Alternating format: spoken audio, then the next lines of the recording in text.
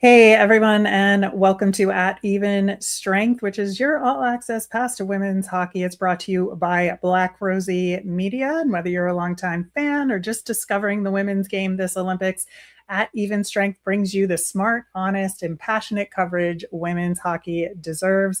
I am Rachel Donner, co host of At Even Strength, with our fearless leader, Erica L. Ayala, who is on the ground in Milan, Cortina, covering this. And I am also here with Joe Dabney, who is working with Black Rosie Media in Milan as well. So we do have an on the ground report here from these games. And we had two, I think, the results were the same in the end for these semifinal games, but got there in a very different way. Let's start off with that USA versus Sweden game. We'll get into both games. We'll talk about the gold medal matchup, as well as a little bit about the broadcast, which caused some consternation on the internet, shall we say. But USA defeats Sweden 5-0, and yet another shutout for Team USA. But it started off a little slow. Like, Sweden did a really good job at the beginning of that game, I thought, in terms of like keeping USA tied up on the boards a little bit. And, it took Team USA a little bit to get into it. But once they did in that second period, like, the floodgates opened, right? I definitely agree. And I do want to start by saying I don't think the score really reflects how hard Sweden was pressuring Team USA. Like, Yeah. of course, when a team gets shut out, it's like, oh my God, they didn't give it their all. They weren't going as hard as they could have been. But they were really playing at their best. It just didn't reflect on the score sheet, which sounds silly, but I think they were playing really well. And it didn't go their way the other night. And Yeah. also kind of how you mentioned they were pressuring the boards, it really shows that all of the highlights of that game, a lot of them were Sweden highlights, of course, if you take out the scoring. But I do think they were playing really, really well. Yeah, and that's something I think that, like, Team USA has been finishing really well this tournament, right? In that there's some games where you see other teams battling them in the right way. You go back to the Czechia game, right, who played them really physical, and I think everybody's trying to model that moving forward. And Sweden did an excellent job. It's just Team USA, like, they're great finishers, right? And so every little chance you're going to give them, they're going to capitalize on. And I think that's such a great point because a lot of the other teams on the men and women's side, on, of course, American and Canadian side, they've had these little lulls where you can kind of tell they're getting tired, where it's like Team USA, the closer they get towards the end of the game, the more ramped up they're getting. Even if they have a sluggish almost start, it's like the further in, there's like the more they want it. And it's entertaining, but it's also fascinating in the way that none of them can really word what it is that's making them go harder in the third. It's like, wow, you had this extra kick. Where did that come from? And it's just like, yeah, we don't Yeah. know. We were just ready. Yeah, and I think that, like, the word I've been using for Team USA in this tournament is relentless, because that's what they are. They just are go from the first minute, and even if they're not getting those chances early on, like, you're right, they just push and push, and they get, I think, better late as games go on. Whereas some other teams kind of pull back at the end, and Team USA just doesn't do that, and they have their system, they're sticking to it, and they're going to push in that way throughout the course of every game they're playing. And I feel like that's something that's a little different this time around versus previous, like, Team USA's we've seen.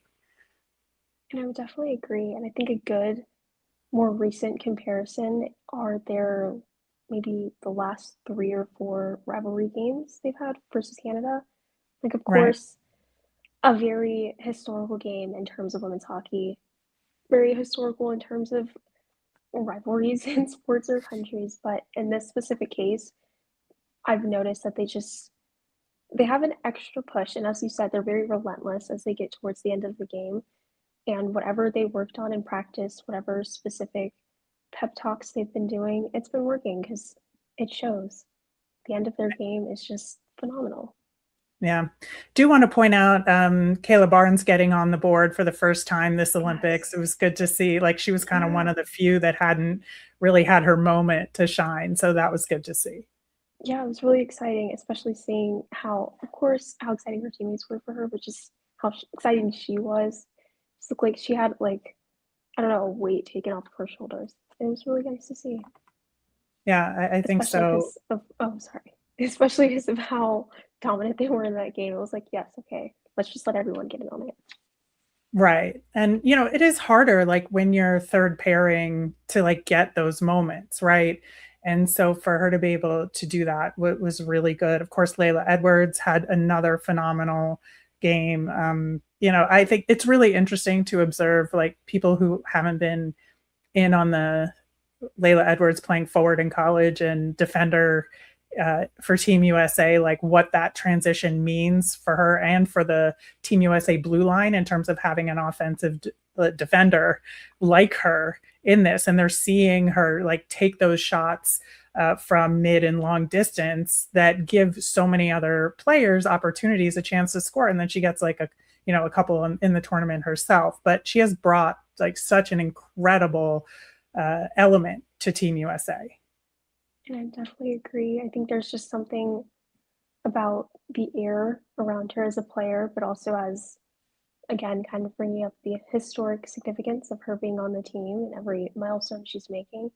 I think it's also fascinating. You hear it all the time when you see like defenders that love to score. You're like, well, just switch to forward, or forwards that prefer to defend. Well, oh, just switch. And I think she's one player that would truly, and we've seen it happen, but benefits on both sides of the game. And it's really, I don't know what the specific conversation was, of course, that had her switch over, but I think it really Right. benefits her as a player. And of course, it's benefiting Team USA because look how well they're dominating.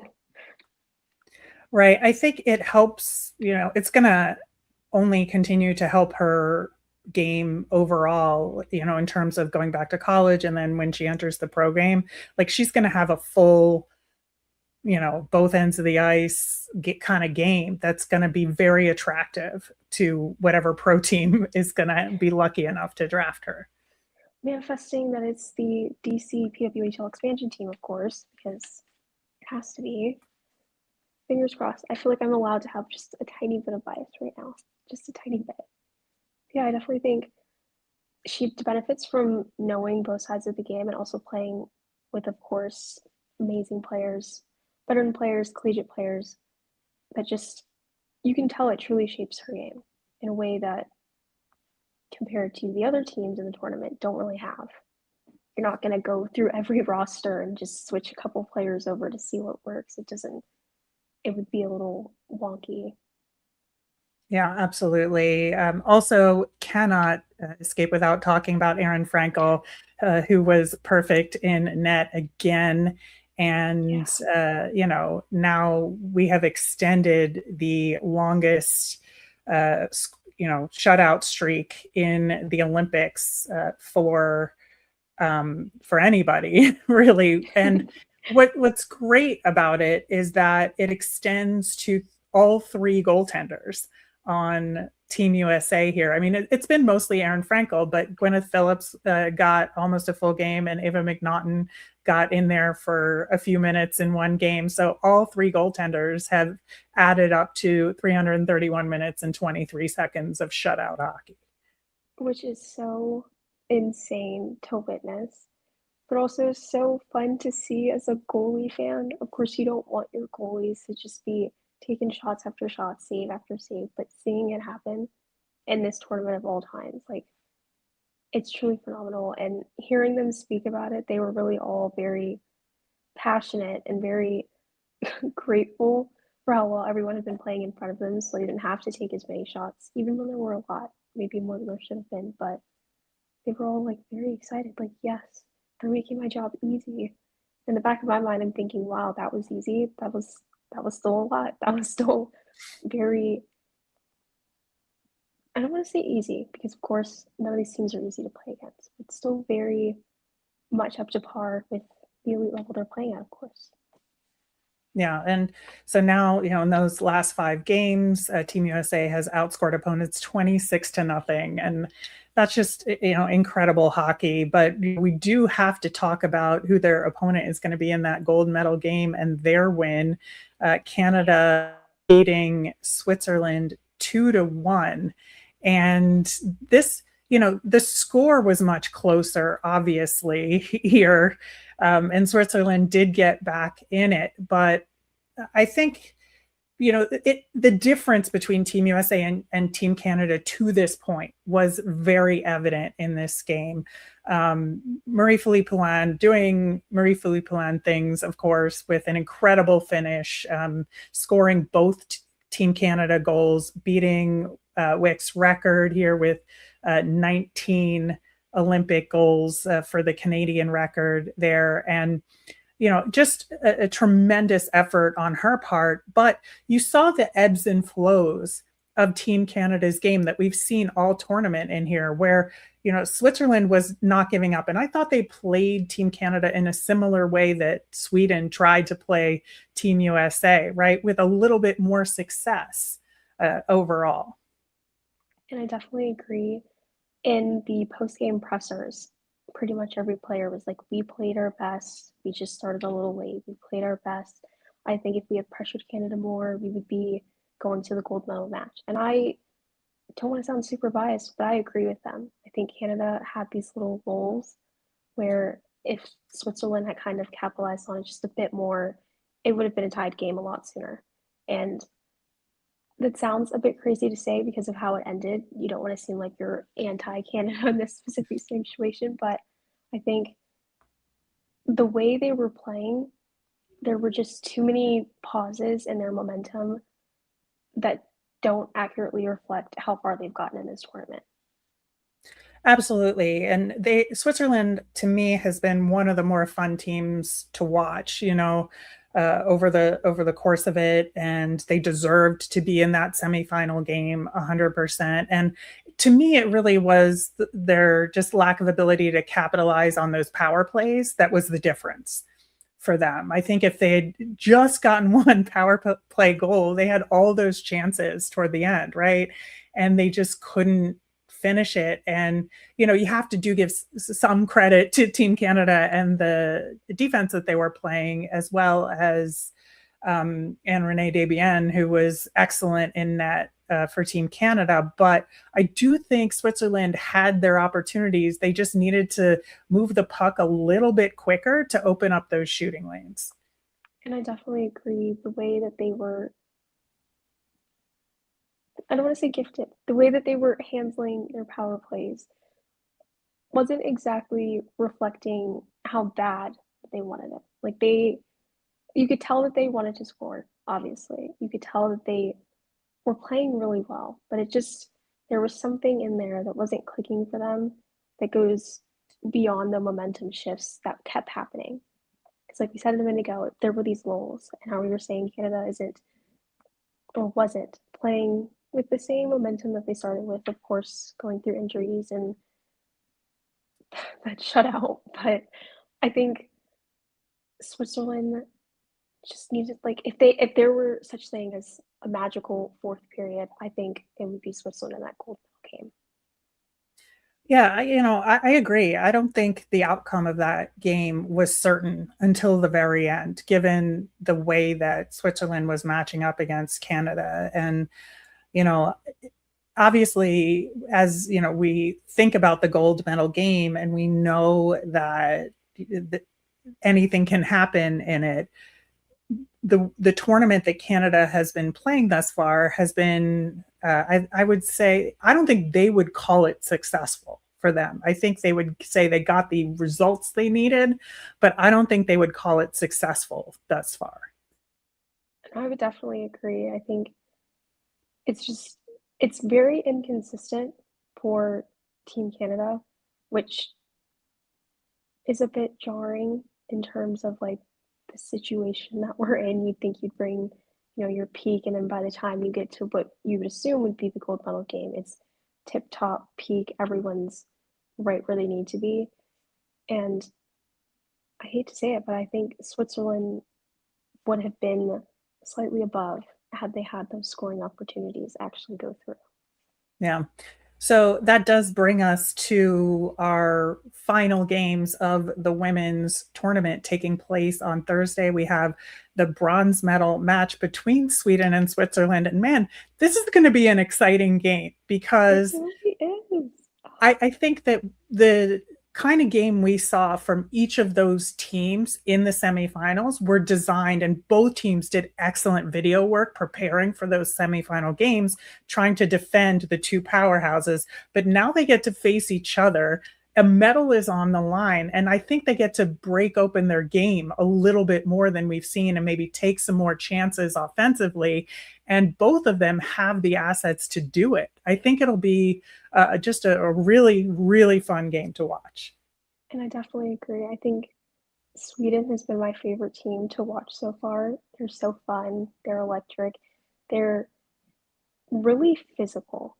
And Yeah. I know everyone hates when you bring up, oh my gosh, they're still fighting in women's hockey, or oh my gosh, they can't take serious hits, but like they can because Sweden's been doing it. They're so physical, and their game is so big, and I'm excited.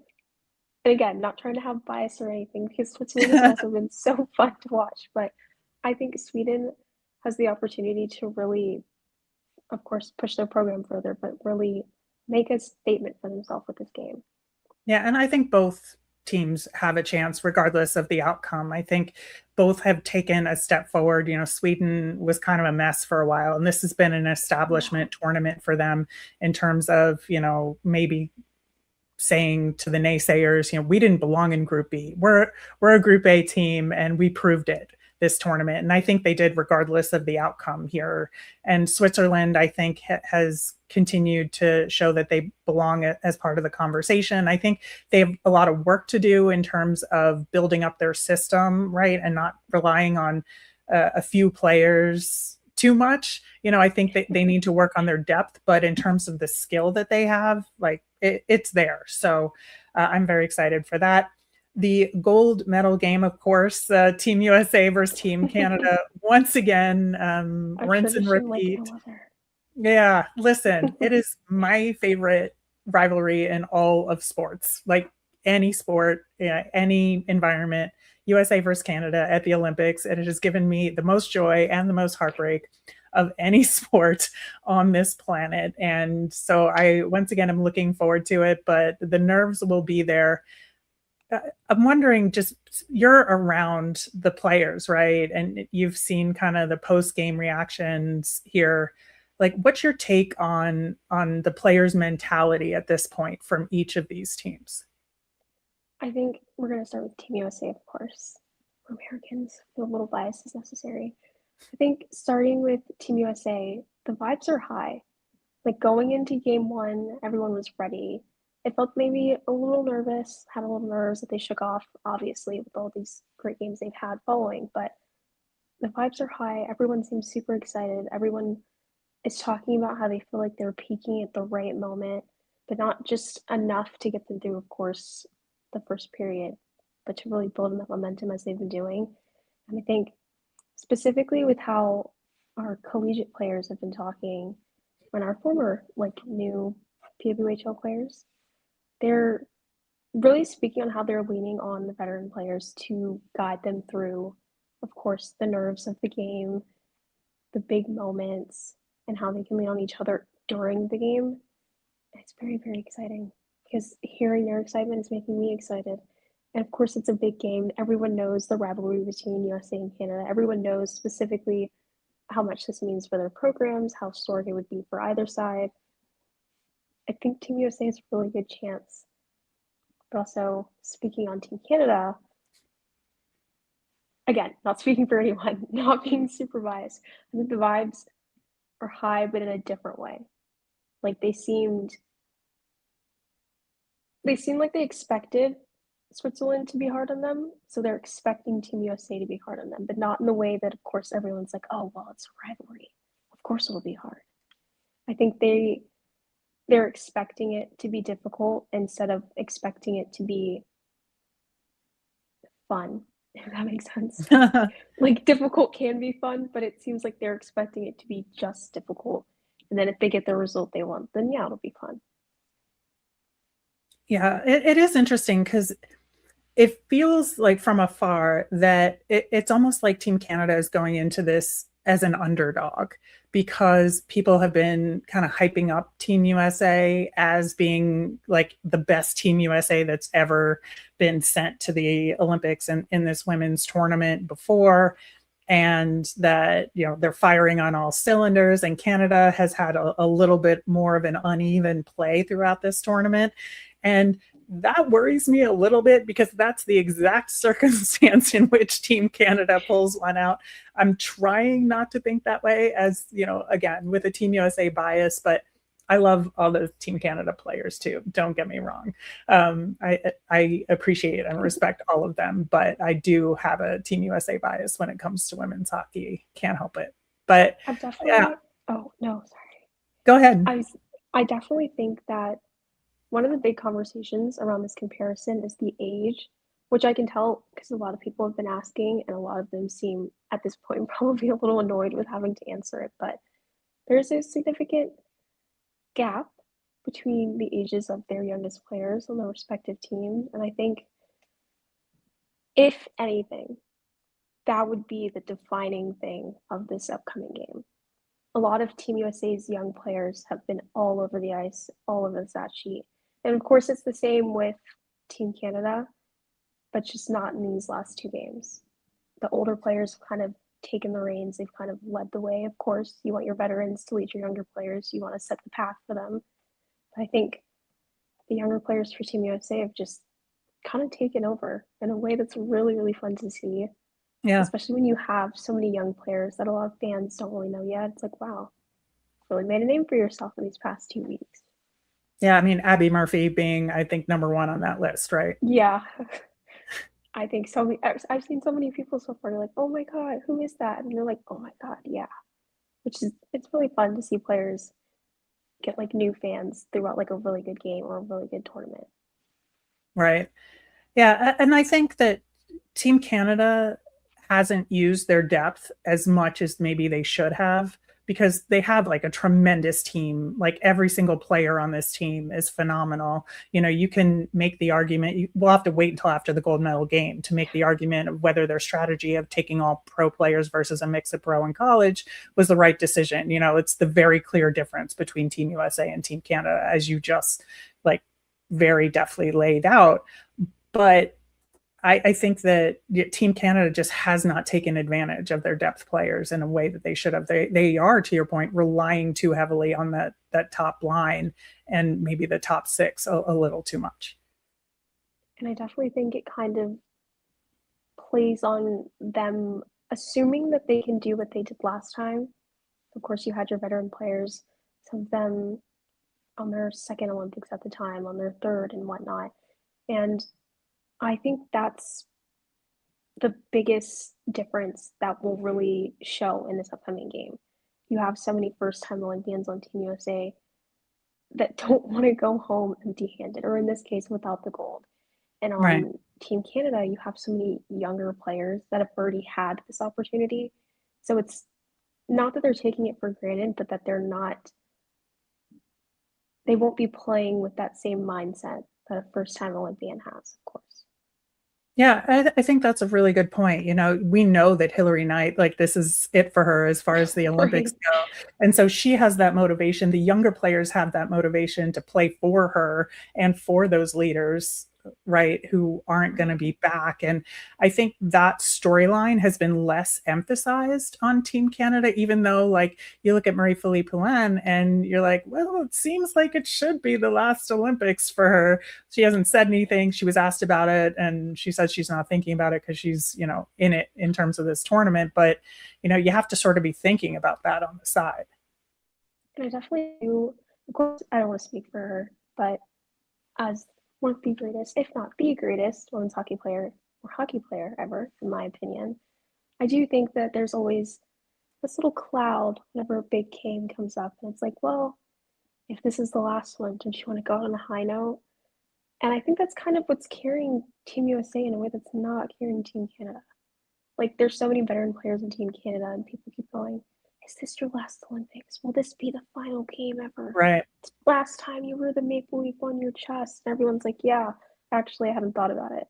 And of course, they don't want to give us the actual answer. We don't want to lead your younger players into thinking they let you down if it's not the result you want. But I think that air around Hilary Knight is what's kind of carrying them a little differently. Maybe having them walk a little lighter. Like, we got this. She's going to be fine no matter what, in a way. Right. Yeah, I think, it's going to be a really great game, like no doubt. I think it'll be much closer than any of the other games we've seen so far. I think it'll be interesting for me to see if USA gets off to a stronger start in this one, and Canada, if USA doesn't, then Canada's going to try and capitalize on that early and often, because they know, like you saw their third period against Switzerland, they were not at 100%, right? So if they're going to run out of gas later in the game, and they know Team USA isn't, like I look to see Team Canada with a lot of jump early on in this game. And I definitely think that would benefit them. Team USA has had these little, again, don't want to say sluggish or super slow, but not off to the momentum they have later on. So if Team USA wants to be competitive, wants to be at their throat in a sense, they have to start off faster than Team USA, of course. Which also Yeah. means, in my opinion, that we should probably change the lines. That we should change the lines, because this is, of course, the last game of the tournament. Let's change the lines a bit. And if it doesn't work in the first period, you don't get that momentum, then of course maybe you can go back. But the lines that we had going into the third period versus Switzerland for Team Canada, I think we could have changed something there. I can't put my finger on it yet, but something there cannot be the same if they want to be more competitive against Team USA. Yeah, and obviously, the earlier preliminary game between Canada and USA, it's hard to say with Marie-Philip Poulin out of that game, right? If what would be different, but we know that it wouldn't be different enough that the outcome likely would have been changed just because of how dominant a performance Team USA put on. But like, this is for all the marbles. Everything gets reset. I'm so excited for both of these games, but this game in particular.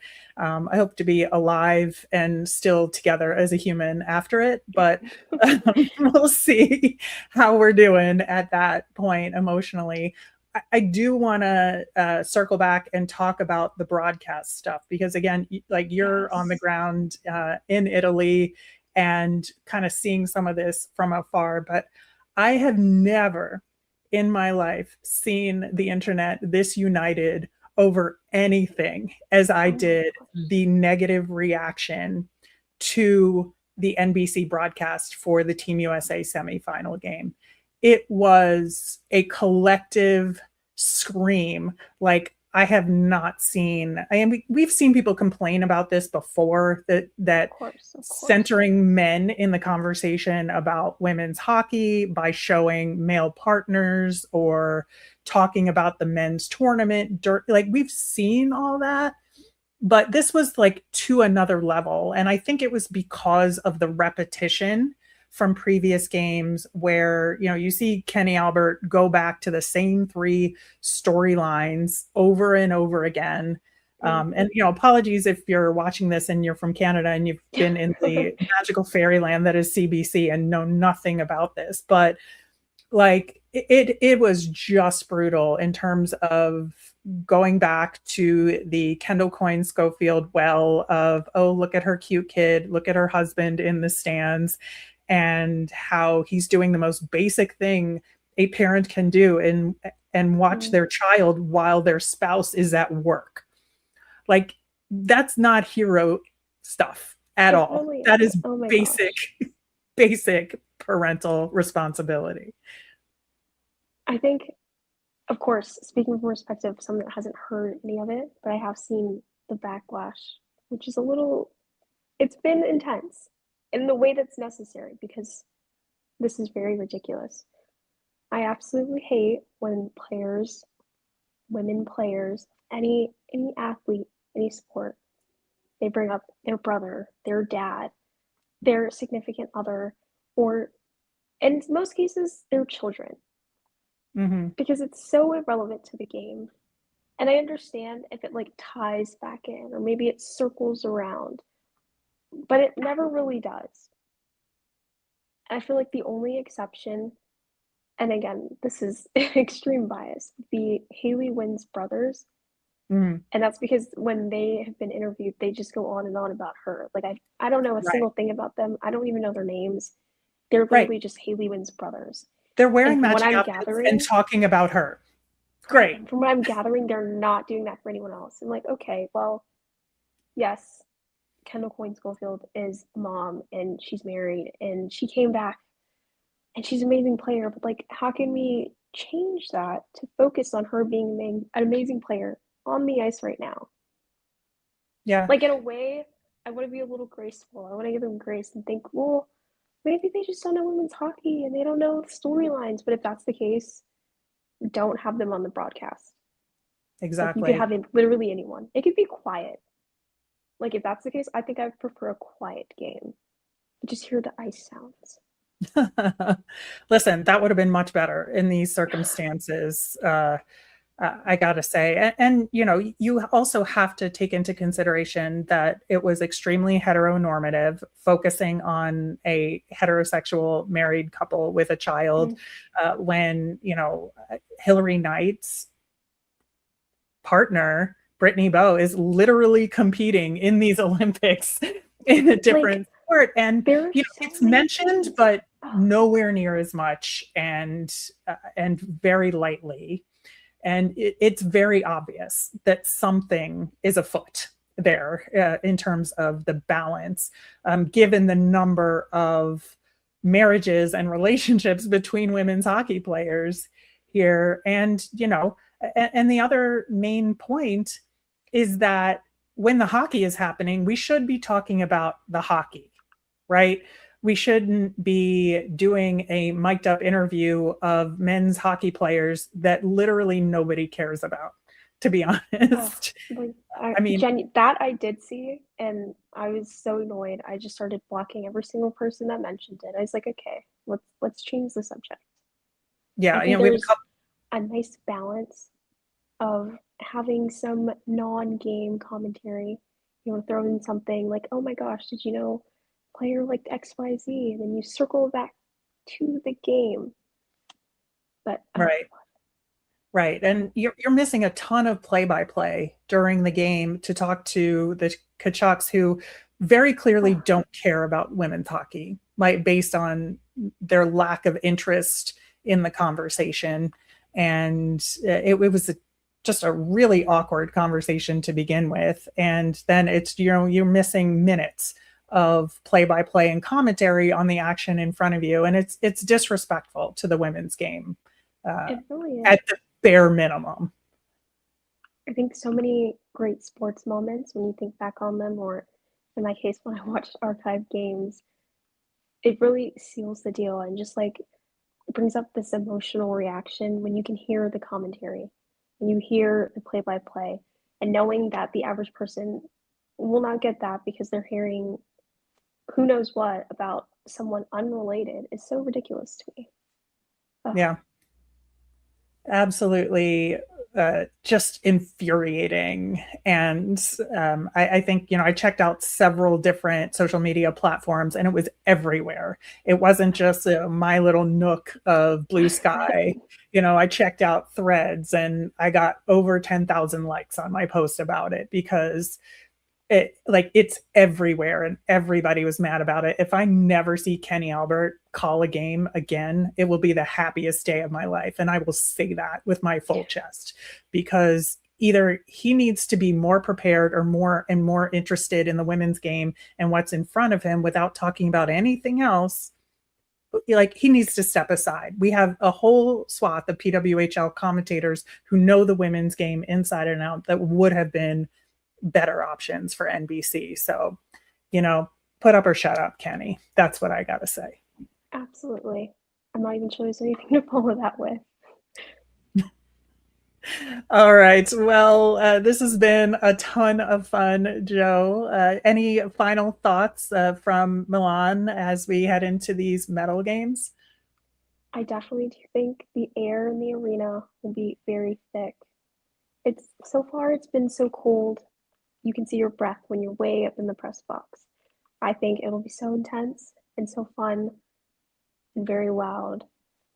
I might have to record it so you can like try and vibe with me. You can get the vibe of the situation, but I think it'll be very intense. And I'm really looking forward to the Sweden Switzerland game. Oh man, I feel like I should probably be saying that for USA Canada, but Sweden Switzerland Oh, is like my golden game for me. I'm yeah, so excited for that. I agree. I think both games are going to be phenomenal. I cannot wait to see and hear you and our fearless leader, Erica L. Ayala, reporting on both of those games. And we'll do a wrap up show for sure after those games. Looking forward to that as well. So make sure you are subscribed on YouTube to at Even Strength and Black Rosie Media, wherever you find that on your socials. And looking forward to our final look at these Olympic Games women's hockey tournament.